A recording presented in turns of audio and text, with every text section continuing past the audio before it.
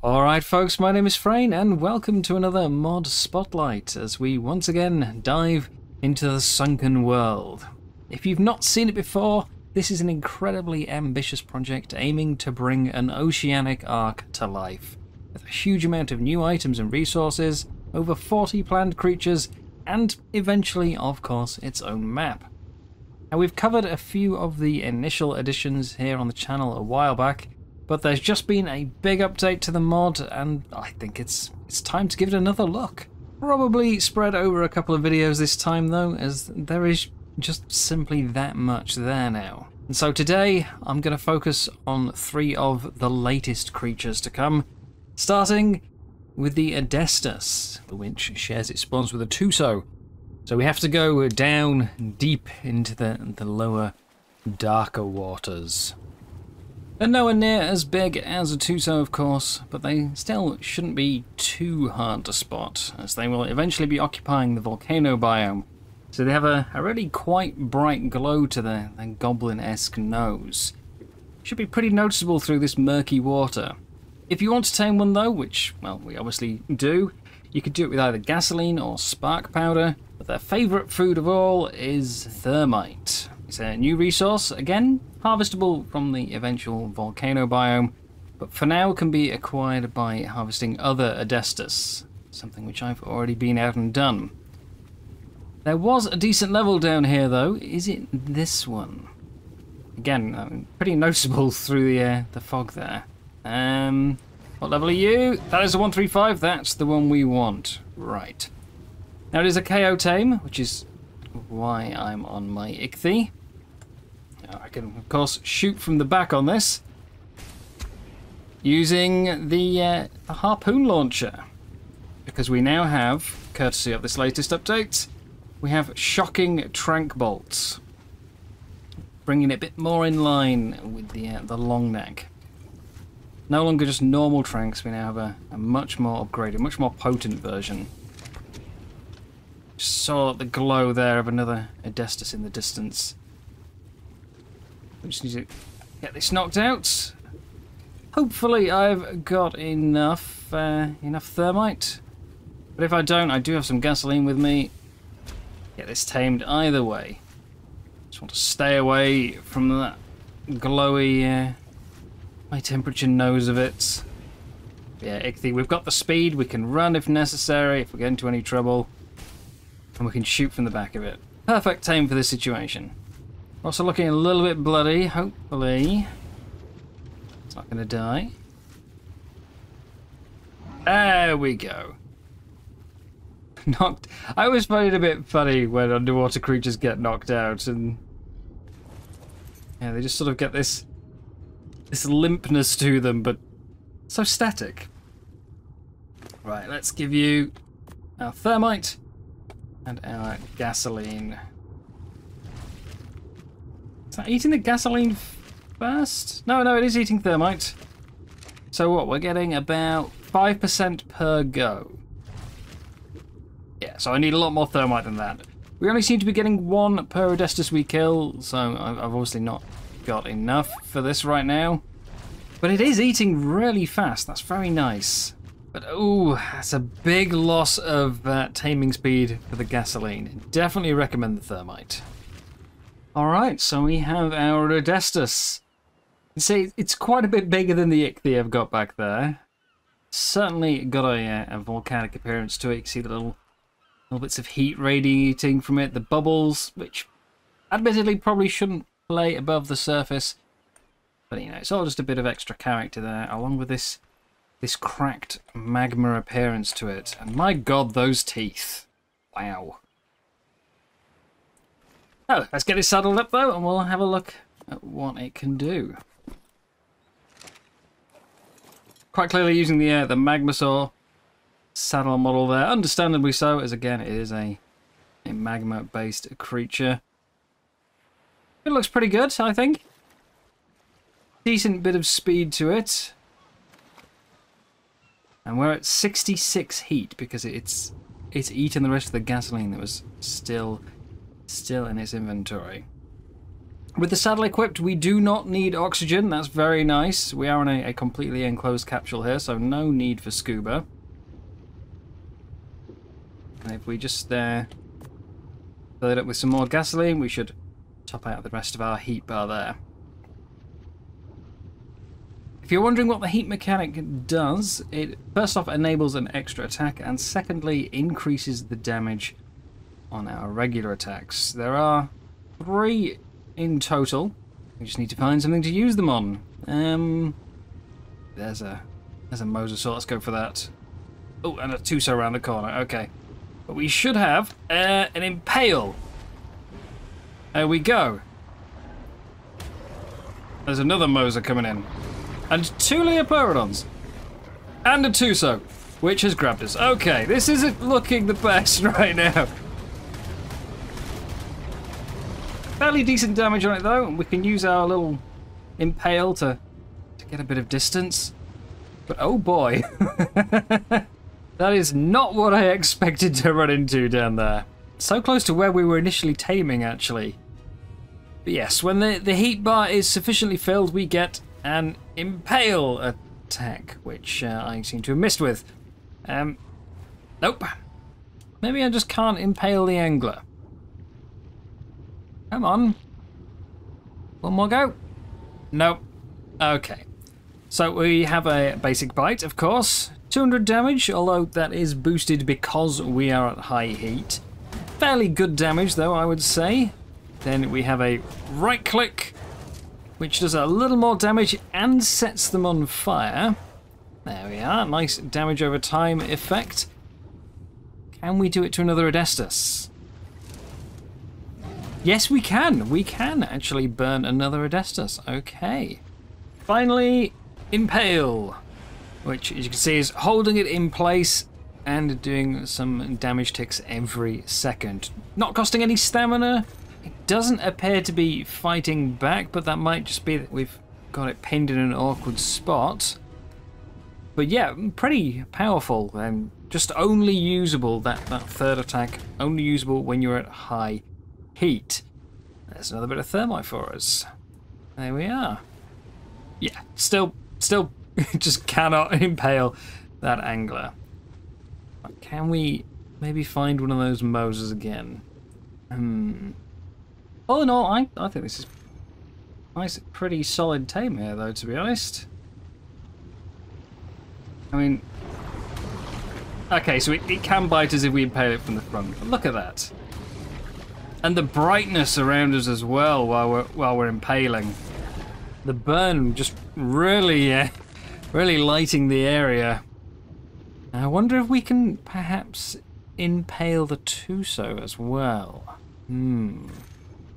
Another feature of it is you can see it ticking away on the side there, but when the heat bar is filled, I don't know if there's a minimum requirement for this, but when it is filled, you can see it is cooking any meat placed in its inventory, which is very handy. And it will also smelt any metal you put in there, which, I mean, okay, limited use on the current maps perhaps, but I think is still a very nice little feature to have. As far as the heat bar itself goes, you're looking at 10 heat per thermite consumed, 2 for gasoline, and 1 for spark powder. Obviously, gasoline is going to be much more available, so probably best to go with that, I think, and save your thermite for the taming. Where is our Tuso friend? There's the Tuso. Right, can we impale you? Wait, is it dead? Oh, no, it's not dead. Okay. But we don't appear to be able to impale it. No, I just keep glancing off it. I don't know what the limits are for the impale, but there we go. I've been grabbed. All right. Just set it on fire. Must be at a low level. That gave up very quickly. But no, I do not appear to be able to impale it. I think that, yeah. This is good fun, enjoying playing with this, but we should probably, probably get away from this little party, and let's go check out the Protoceratops. So as the name and appearance may both suggest to you, this is of course an early evolution of the Triceratops.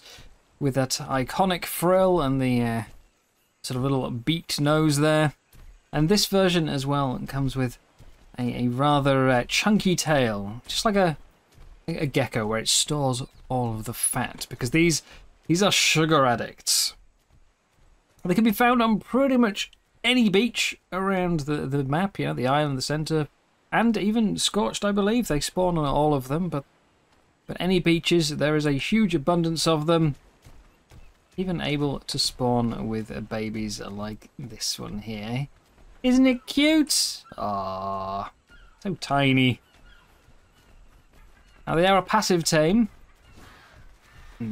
What's this one? This is a level 5. That will do perfectly, actually. Normally, obviously, we go for a high level. This one, we want a low one. 4.5%. We're doing it with Mijos. Their favourite fruit is fruit, and that's 4 new types of fruit added in this update of Sunken World. The crabnut, the curl bean, the angelberry, and the spine fruit. They will eventually all be gatherable from bushes or variants of trees on the Sunken World map, but for now they are only gatherable by the Protoceratops itself. So we want a low level one. We're going to tame it up with berries. We're going to get our low level, and then we'll use that to gather some fruit, find a high level, and tame that. This is how you've got to do it at the moment. But at 4.5%, this could take a while. Obviously, your other option is to simply kill off the parent, tame and raise a baby if you can find one. But for now, I'll tame a level 5. One more feed. Don't go in the water. Come on. Oh, where are you going? There we go. Right. Okay, so we have our Protoceratops. A massive level 7. Come on. Get over here and we'll get it saddled up. And we'll get some fruit harvested, shall we? There you go. Look at it. So small. On the way it runs as well. It's a little gallop. Your character's shaking around so much. Oh dear. But yes, if we harvest some trees, that is trees, not bushes, we should get, yes, there we are, spine fruit. And there's also the crab nuts. There we go. Yes, not a lot, obviously. This is only a level 5. It doesn't exactly have a high damage multiplier. But yes, we are getting some fruit. It is actually eating most of them because they are his favourite fruit, so it's gonna take those before the berries. But we should still get enough out of it that I think we can tame a higher level. You are a level 140. That will do absolutely. 5%. Okay, yeah. So again, we're still going to need about 20 feeds. But this is 5% on a 140 as opposed to 5% on a level 5. That's a big difference using the fruit there. This one's a bit less colourful though. But obviously, yeah, we don't want to bother going through taming twice. So let's move on and have a look at what you can do for us, shall we?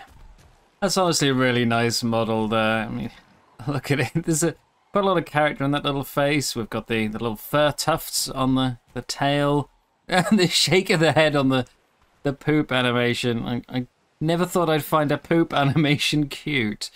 I'm not the biggest fan of the fattened tail, but I understand the idea behind it. You know, it is something that exists, say, with modern reptiles.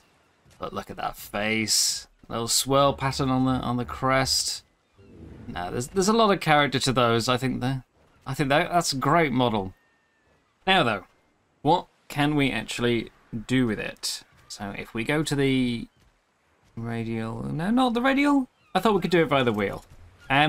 If we give it some fruit, then directly, you'll see we now have a little buff in the top corner. So actually, let's just stuff it with all of it. We can force feed it.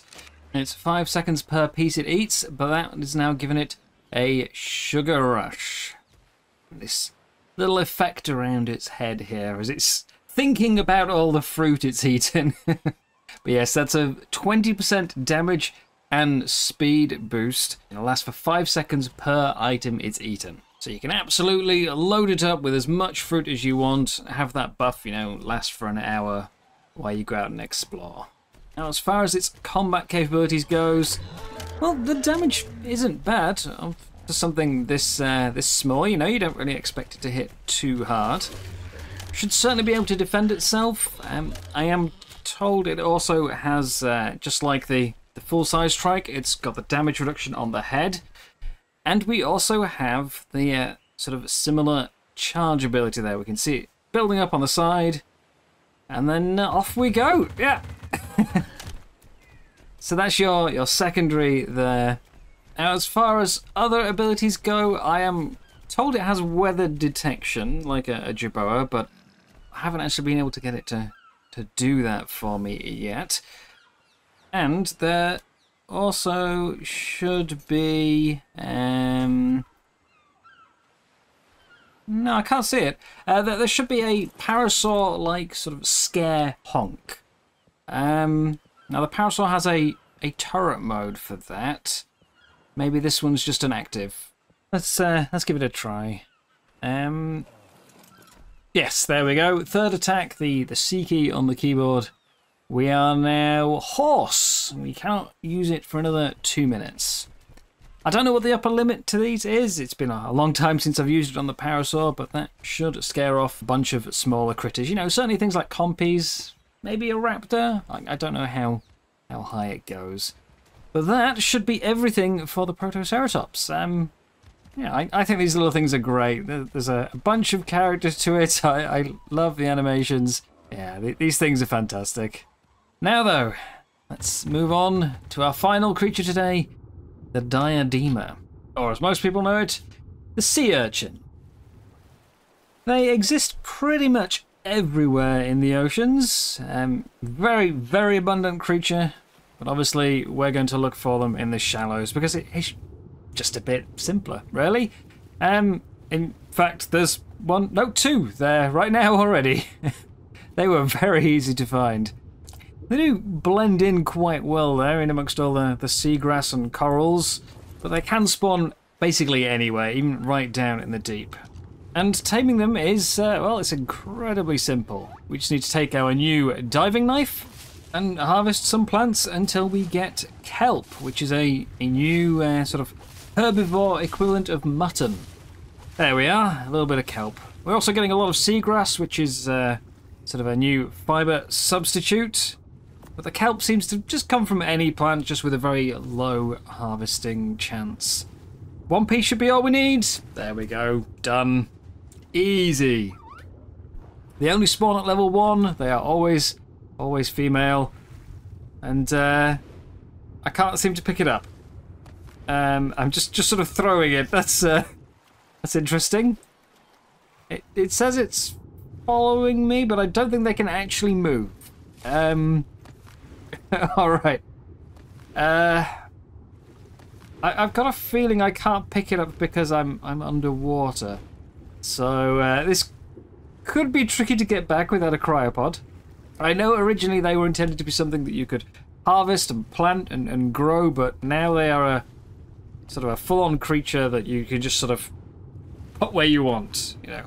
But yeah, I'm going to try and slowly nudge it to shore. Alright, so I've made it to a rock, and yeah, as you can see, I can fully pick it up now. It's just because we were underwater. Now, this isn't really a full-blown creature in the way that the other two were. This was a late addition to the mod here. It doesn't even have an icon for it, but it's just a little bit of fun they added on at the end. But what does it do? If you can't move around, if you can't ride it or anything like that, well, it's purely about generating a couple of items. Have we got any yet? Yes, we've got 2 urchin spikes, which you can see from the description can be fired from a harpoon gun as a replacement for spear bolts. You can also use them in crafting recipes, so we could use them to make our new shocking trank bolts, for instance. there is a second item it can generate called Urchin Roe.